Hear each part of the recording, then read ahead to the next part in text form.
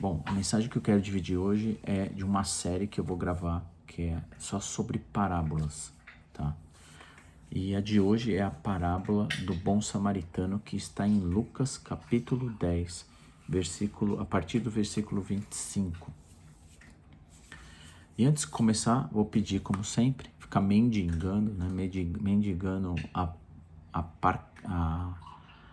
para que você possa compartilhar, que você possa curtir esse vídeo, comentar ele e ativar o seu sino aí para você continuar recebendo as notificações, tá?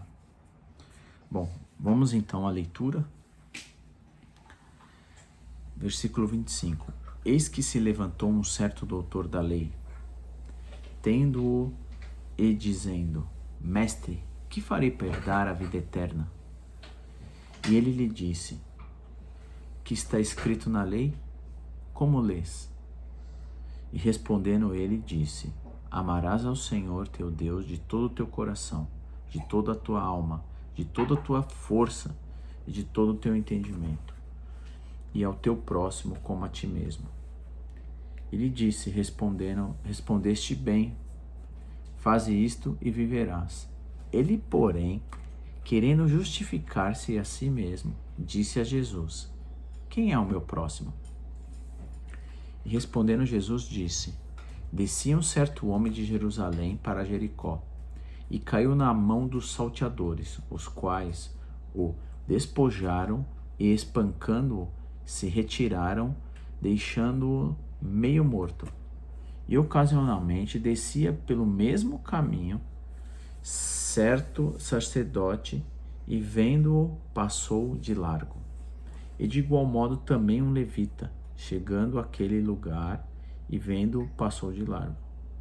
Mas um samaritano, que ia de viagem, chegou ao pé dele e, vendo-o, moveu-se de intimidade e compaixão.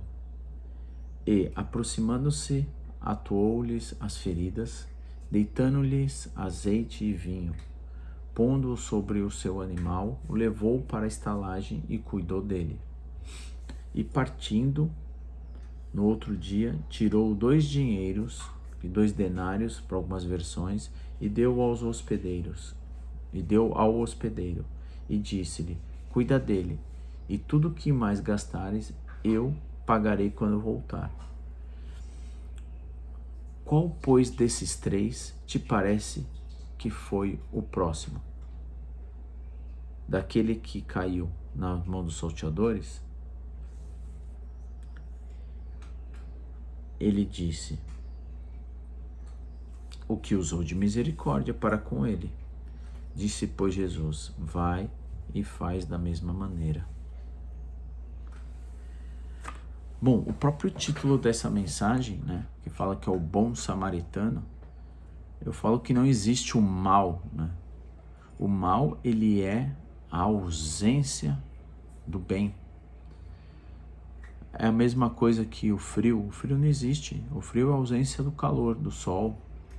Enfim, se você se sente frio, é porque não tem o calor do sol para te aquecer. Mas, então havia aqui um conhecedor da lei. E esse conhecedor da lei, na verdade, essa época, né, a gente tem que lembrar, sempre que a gente está fazendo a escritura, ver o contexto como um todo, né, e não, às vezes, só tirar um versículo da Bíblia e pegar para você. A gente tem que ler como um todo. Dizem que a Bíblia foi dividida em capítulos, versículos, isso de 500 anos para cá. E antes eram só cartas, né? Então é bom a gente sempre ler o contexto, ler por que Jesus está falando isso, para quem e qual era a época. É lógico que as escrituras sagradas, ela serve para gente, para muita coisa, né? Para tudo da nossa vida, é o nosso guia.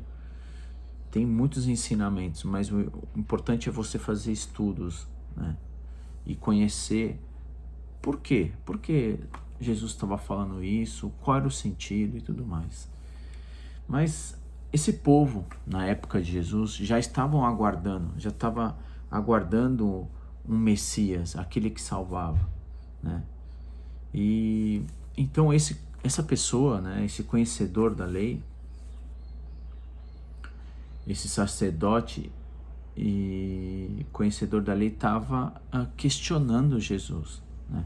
Querendo saber se tinha alguma resposta vindo da parte dele, porque ele se dizia, né, ele se diz como o Salvador, como o Filho de Deus. E eles estavam querendo alguma resposta sobre Jesus. E Jesus que diz lá no versículo 25? Ele pergunta, né, ele indaga Jesus dizendo como ele pode, como ele faz para herdar, né, a vida eterna. E Jesus responde, como na sua grande sabedoria, ele responde com uma outra pergunta, né? Ele não responde dele, ele responde o que está escrito na lei, né? Talvez seja até frustrante para ele. Não era essa talvez a resposta que esse conhecedor, esse doutor da lei está queria, né? E como lês, né? Então ele pergunta, o que está escrito? Jesus responde perguntando, o que está escrito na lei? Como lês? E ele, conhecedor da palavra, né, responde no versículo 27. Ele fala, amarás o Senhor teu Deus de todo o teu coração, de toda a tua alma, de toda a tua força, né, de todo o teu entendimento, e ao próximo, o próximo como a ti mesmo. Então vamos separar aqui. Primeira coisa, ele fala porque é para a gente amar a Deus sobre todas as coisas, amar ao próximo como a ti mesmo, e amar de todo o teu coração, de toda a tua alma, de toda a tua força. E aí aqui eu separei, né, aqui as escrituras, as anotações. O que é amar a Deus de todo o teu coração, né? O coração, na verdade, amar a Deus de todo o coração é amar com sentimento, né? É do coração, já existe, tem outra escritura, é do coração que procede os maus pensamentos, né? Aí dizem, né, tem uma passagem em Mateus capítulo 15, versículo 18 e 19, fala que também a boca fala o que o coração está cheio. Então o coração é o sentimento que a gente tem. Então a gente tem que amar Deus com todo esse sentimento que a gente tem. O que é amar com toda a tua alma, né? A alma é o Espírito de Deus em nosso corpo, é encarnado no nosso corpo, que Deus lá no começo da sua existência, ele criou o homem e ele soprou o Espírito dele através das narinas, e o homem virou um ser, né, um ser vivente com uma alma, né, com espírito. E amar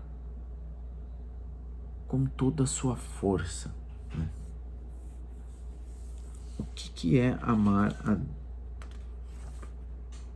amar a Deus com toda a sua força? É que eu fiz a anotação, amar com tudo que você tem, com os seus bens, compartilhar aquilo que você ganha, aquilo que você tem para com o próximo, né? Tudo aquilo que você ganha, você compartilha. E quando eu digo tudo, não é sair você vendendo as suas coisas e compartilhando isso, mas é das primícias daquilo que você ganhou, porque de verdade a gente não tem absolutamente nada.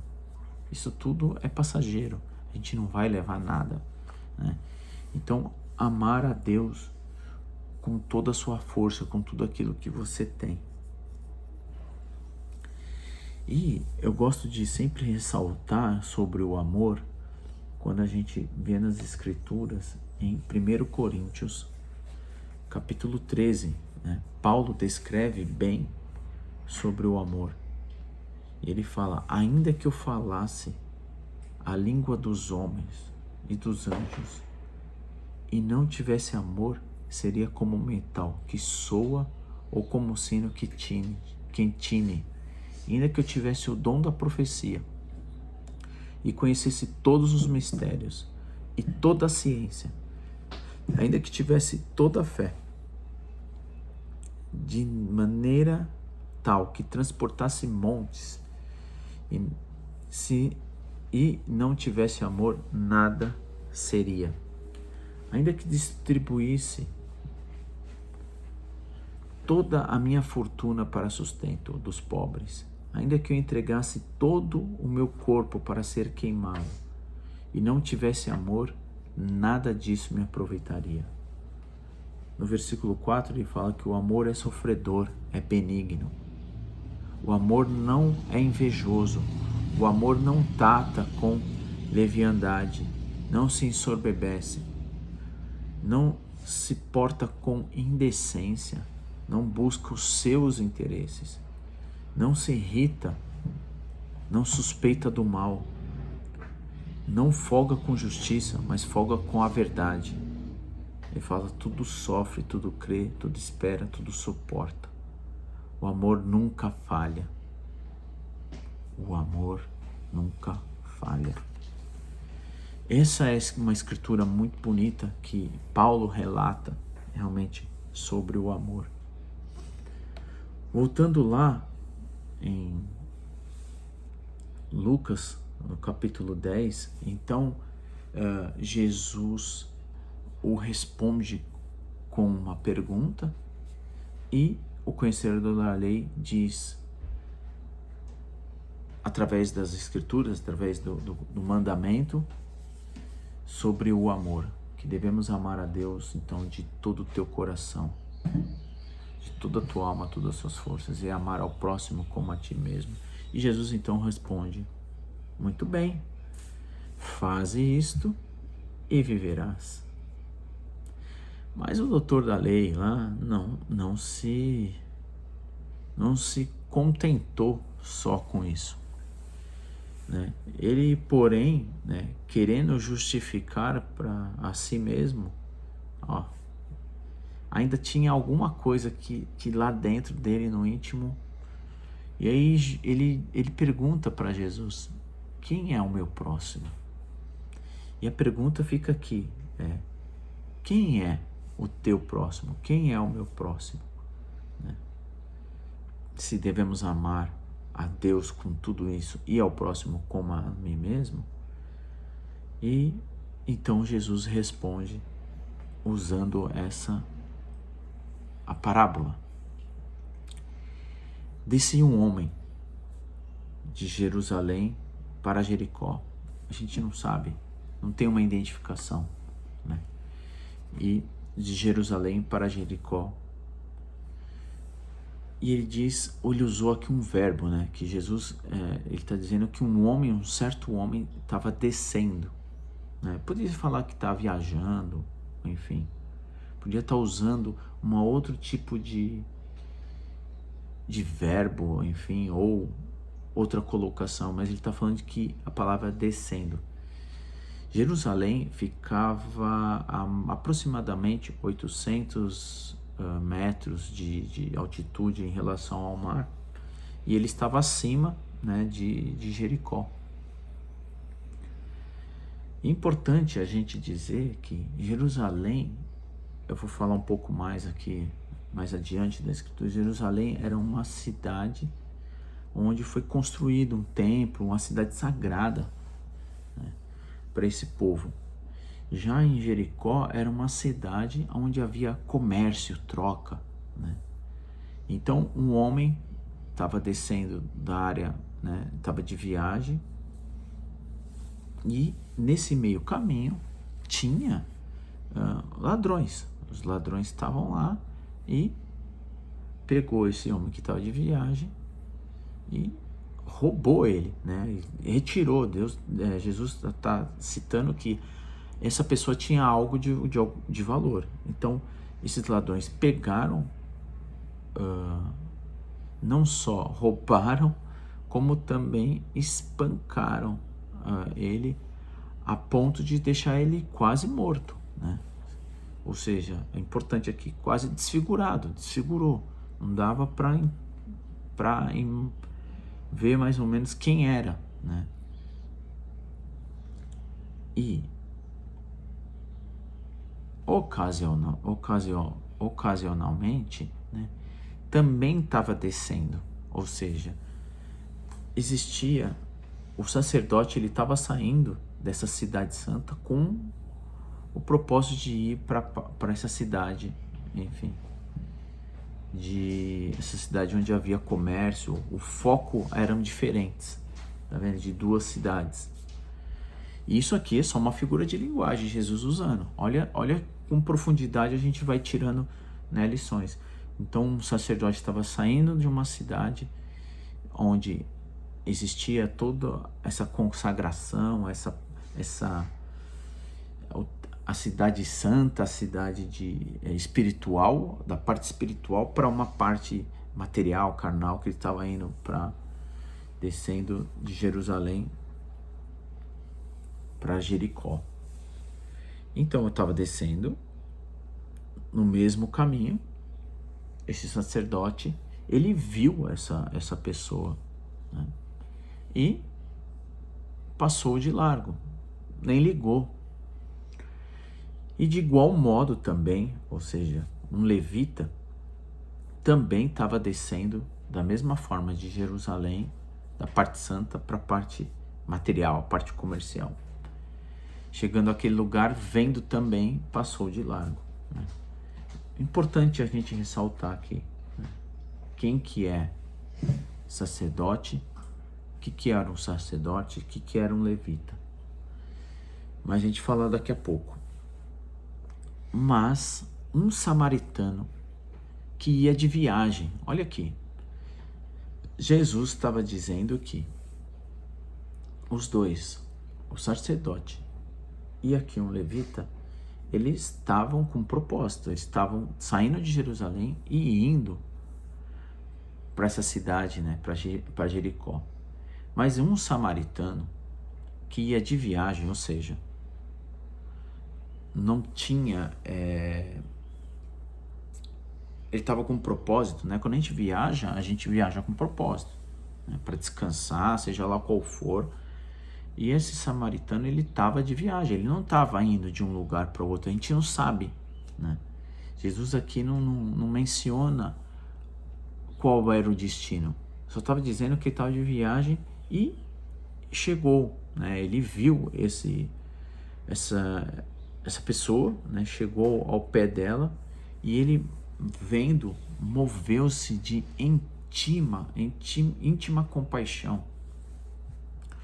E aproximou-se, atuou-lhes a ferida, deitando-lhes, né, com azeite e vinho, né, que eram dois alimentos que era usado para cura, né, alimentos para dar um ânimo, para ajudar a essa pessoa que estava quase realmente morta, né, desconfigurada.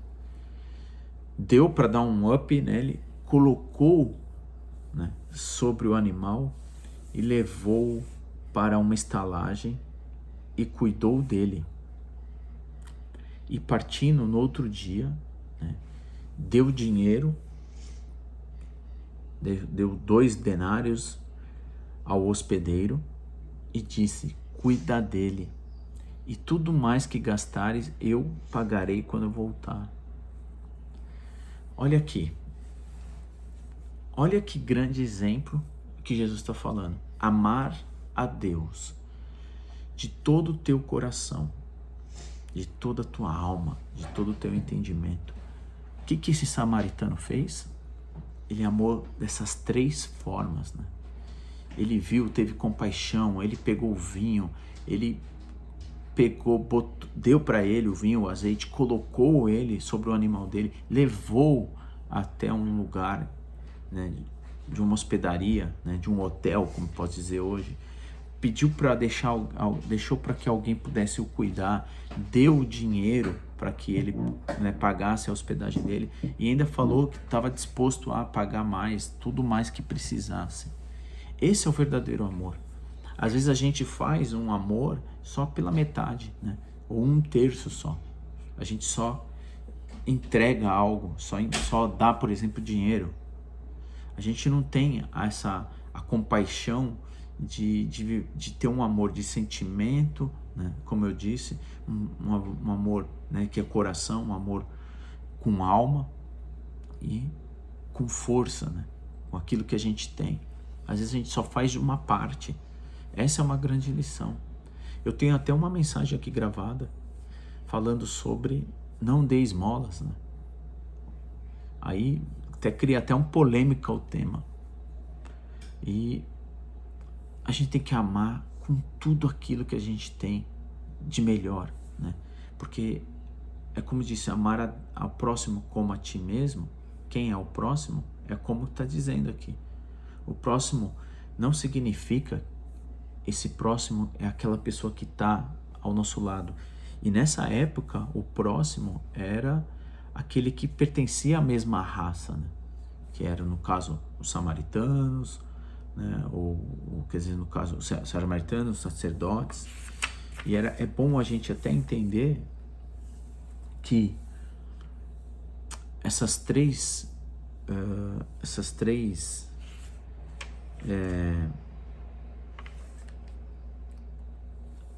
pessoas, o levita, o samaritano e o sacerdote, eles eram um povo hebreu e que se separaram, né? O sacerdote era um conhecedor, né? Era aquele que ficava, se debruçava diante das escrituras, e era aquele que estudioso da lei. E o levita era também um estudioso, mas era como se fosse um consultor, né? Hoje na moda, um coach. E falando sobre essa divisão entre judeus, né, e os samaritanos, a gente pode ver na história, aqui eu fiz uma anotação, que o povo hebreu era formado de 12 tribos de Israel, filhos de Jacó. E eles alcançaram a terra prometida. E quando eles alcançaram a terra prometida, eles fizeram uma divisão realmente por discussões e entendimentos de forma religiosa. 10 das 12 tribos, 10 delas ficaram ao norte, que são os samaritanos. E 2 delas, que é a tribo de Benjamim e Judá, fundaram a capital de Jerusalém, que fica no sul. E existia essa diferença entre esses 2 povos, por conta de briga de ordem religiosa. E até existem duas construções de templo. E tem o templo que o rei Salomão construiu em Jerusalém, e que foi destruído e foram reconstruído várias vezes, aonde eles iam adorar a Deus. E hoje a única coisa que ficou em Jerusalém foi o muro, né, das lamentações. Mas aqui a gente tem uma grande lição que a gente pode estudar. E acho que o ápice, né, é justamente quem é o meu próximo, quem é o teu próximo, e de que forma a gente pode, qual é a verdadeira forma de amar realmente o nosso próximo, de tudo aquilo que a gente tem, né? E eu não estou falando só realmente da grana, mas é ter a compaixão, ter o amor, é você poder pegar, como disse aqui esse samaritano. Imagina ele parar, ele vê, ele se compadece, ele pega aquilo que ele tem de melhor, ele leva até um lugar, né? E hoje a gente pode fazer isso, amar de várias formas, né? Aquilo, por exemplo, que você tem como maior conhecimento, usa desse instrumento para poder você também ajudar e amar o próximo, como você gostaria que amasse você, né? Esse é o teu próximo. Não esqueça, né? É fácil você amar as pessoas que estão ao seu redor, que são seus amigos. Eu falo, isso é uma conveniência. Isso nem é um amor, né? Então, aqui é uma grande lição que eu gostaria de compartilhar dessa parábola. Ame ao próximo como a ti mesmo, e a Deus com toda a tua alma, todo o teu corpo, todo o teu entendimento, toda a tua força, tá bom? Que Deus realmente possa estar transbordando do amor dele no teu coração e no meu. Lembre-se que você é abençoado e sempre foi. Um abraço e um beijo e até a próxima aula.